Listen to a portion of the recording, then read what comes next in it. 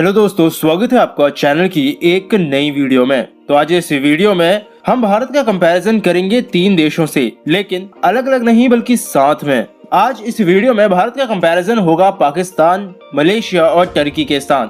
GDP, export, business, space science जैसी कई चीजों में आज हम भारत का कंपैरिजन इन 3 देशों के साथ करेंगे और ये जानने की कोशिश करेंगे कि क्या ये तीनों देश मिलकर भी किसी फील्ड में भारत से टक्कर ले सकते हैं या नहीं। और आपको ये जानने को भी मिलेगा कि कौन से सेक्टर में आखिर कौन सा देश कहाँ खड़ा है। तो बने रहिए वीडियो के साथ। हेलो दोस्तों, मेरा नाम है दीपक, आप देख रहे हैं इट्स इनक्रेडिबल फॉर यू। तो आइए शुरू करते हैं।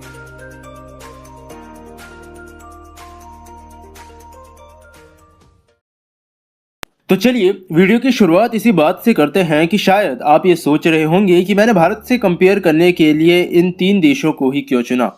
तो असल में पाकिस्तान को छोड़ कुछ समय पहले तक टर्की और मलेशिया के साथ भारत के रिश्ते कोई बुरे नहीं थे। ट्रेड, बिजनेस, लगभग हर चीज भारत और मलेशिया या टर्की के बीच आसानी से और बेहतर तरीके से होती थी। लेकिन पिछले कुछ समय में जैसे जैसे इन कंट्रीज के लीडर्स ने भारत के कई इंटरनल मैटर्स पर दखल देना शुरू किया, धीरे धीरे भारत के रिलेशंस इनके साथ खराब होते चले गए। बदले में कहीं ना कहीं भारत ने भी अपनी रणनीति के तहत कुछ ऐसे काम किए जिन्होंने इन कंट्रीज को भी ये बता दिया कि भारत अपने इंटरनल मैटर्स पर किसी भी दूसरे देश की नहीं सुनेगा, फिर चाहे वो टर्की के खिलाफ जाकर आर्मेनिया में हथियार देने की बात हो या फिर मलेशिया से पाल्म ऑयल का पूरा इंपोर्ट बंद करवाना हो। जिस कारण कहीं ना कहीं ये तीनों देश जियोपॉलिटिक्स में इंटरनेशनल लेवल पर जैसे यूएन के मंच पे हर समय भारत को क्रिटिसाइज करते हैं। इसीलिए आज इस वीडियो में कोशिश करेंगे ये जानने की कि ये तीनों देश मिलकर भी भारत के मुकाबले हर क्षेत्र में आखिर कहाँ खड़े हैं। तो चलिए सबसे पहले शुरुआत करते हैं जीडीपी से। जी हाँ, ग्रॉस डोमेस्टिक प्रोडक्ट। 2020 के एस्टिमेट्स के हिसाब से मलेशिया की जीडीपी इस वक्त लगभग 336.33 बिलियन डॉलर्स की थी। टर्की की जीडीपी लगभग 649.44 बिलियन डॉलर्स। जी हाँ, टर्की की जीडीपी काफी ज्यादा गिर गई है, जो 2019 में 754.412 बिलियन डॉलर्स थी। वहीं पाकिस्तान की जीडीपी लगभग 284.2 बिलियन डॉलर्स, जबकि भारत की अकेले की जीडीपी 2020 में 2592.583 बिलियन डॉलर्स की रही, यानी लगभग 2.59 ट्रिलियन डॉलर्स। वैसे भारत की जीडीपी भी पिछले कुछ समय में काफी ज्यादा गिरी है, जो वैसे धीरे धीरे कम हो ही रही थी, लेकिन कोरोना ने आकर लगभग पूरा सत्यानाश कर दिया। लेकिन फिर भी इन तीनों देशों की जीडीपी को मिलाकर वो लगभग 1.3 ट्रिलियन डॉलर्स बनता है, जो कि भारत की जीडीपी का लगभग आधा है। तो चलिए, जीडीपी के साथ एक और चीज है जो कि काफी ज्यादा मायने रखती है, वो है लोग। कि आखिर सरकार को कितने लोगों को साथ लेकर आगे बढ़ना है, या सीधी सी भाषा में बोले तो पॉपुलेशन। 2020 के हिसाब से पाकिस्तान की पॉपुलेशन लगभग 22 करोड़ के आसपास है, मलेशिया की पॉपुलेशन लगभग 3.2 करोड़ और वहीं टर्की की पॉपुलेशन लगभग 8.4 करोड़, जो सब मिलाकर 33.6 करोड़ के आसपास बनता है। वहीं भारत को जनसंख्या के मामले में तो हराना लगभग नामुमकिन है। 2020 के हिसाब से भारत की जनसंख्या लगभग 138 करोड़ को पार कर गई है, जो अब भी धीरे धीरे बढ़ ही रही है। तो चलिए अभी कंपेयर करते हैं एक्सपोर्ट का। एक देश की लोकल बिजनेस, उसकी लोकल इंडस्ट्री कैसा परफॉर्म कर रही है, ये सब पता चलता है उस देश के एक्सपोर्ट से। साल 2019 के हिसाब से पाकिस्तान का कुल एक्सपोर्ट लगभग 20 बिलियन डॉलर्स का था, टर्की का 171 बिलियन डॉलर्स और मलेशिया का 238 बिलियन डॉलर्स, जो सब मिलाकर लगभग 429 बिलियन डॉलर्स बनता है। वहीं भारत का उस समय लगभग कुल एक्सपोर्ट 322 बिलियन डॉलर्स का रहा, यानी भारत ने वैसे अकेले तो तीनों देशों से ज्यादा एक्सपोर्ट किया, या फिर किसी भी देश के साथ अगर पाकिस्तान के एक्सपोर्ट को मिला दें तब भी वो एक्सपोर्ट भारत से कम ही रहेगा, क्योंकि कोई ज्यादा फर्क नहीं पड़ने वाला। लेकिन अगर तीनों देशों को मिला दिया जाए तो उनका टोटल एक्सपोर्ट भारत से लगभग 107 बिलियन डॉलर्स ज्यादा का रहा।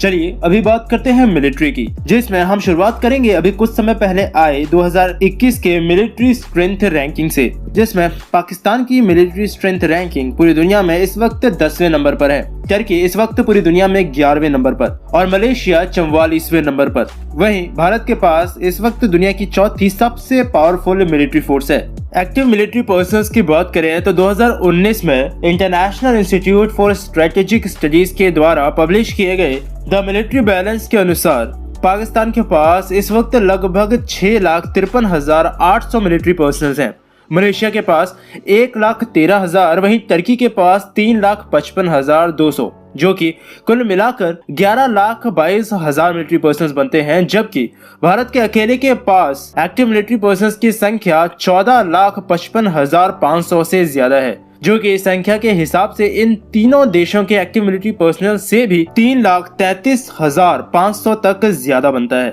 और वहीं अब अगर बात करें रेलवेज की, तो भारत का टोटल ट्रैक लेंथ इस वक्त लगभग 1,23,542 किलोमीटर का है। वहीं पाकिस्तान का लगभग 12,000 किलोमीटर, टर्की का 8,772 किलोमीटर और मलेशिया का 1,833 किलोमीटर।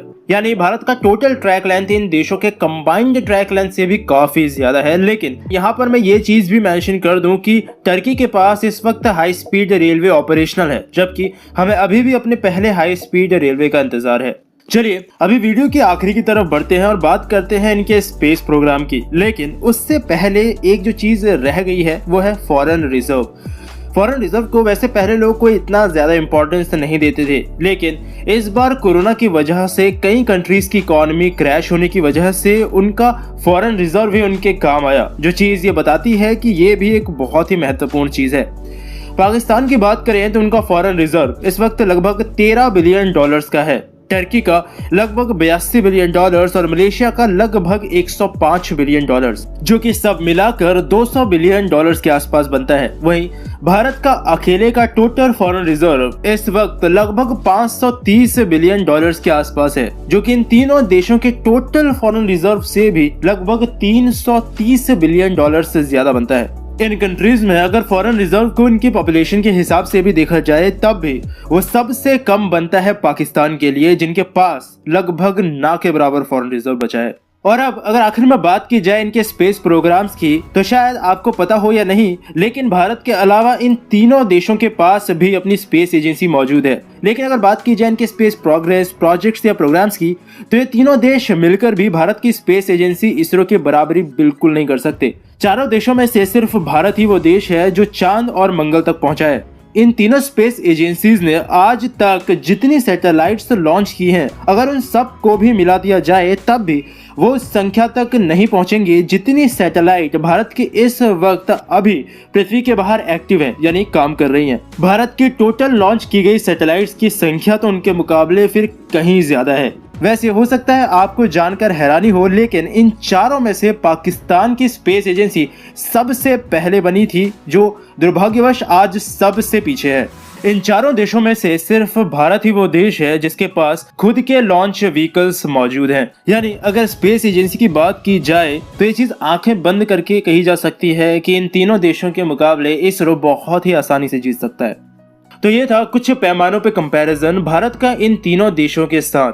वैसे ऐसा नहीं है कि भारत हर चीज में इन तीनों देशों से आगे ही है। GDP per capita, human development index जैसी कुछ चीजें हैं जहां पर असल में भारत आज भी टर्की और मलेशिया जैसे देशों से पीछे है, जिन चीजों को भी हमें आने वाले समय में सुधारना चाहिए ताकि इन चीजों में भी हम दूसरे देशों के बराबर आकर खड़े हो सके।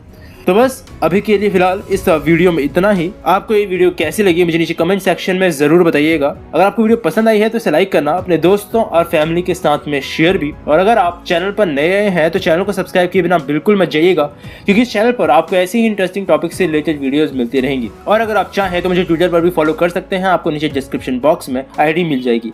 तो मिलता हूँ आपसे फिर से एक और नई इंटरेस्टिंग टॉपिक की एक नई वीडियो के साथ में। तब तक के लिए अलविदा।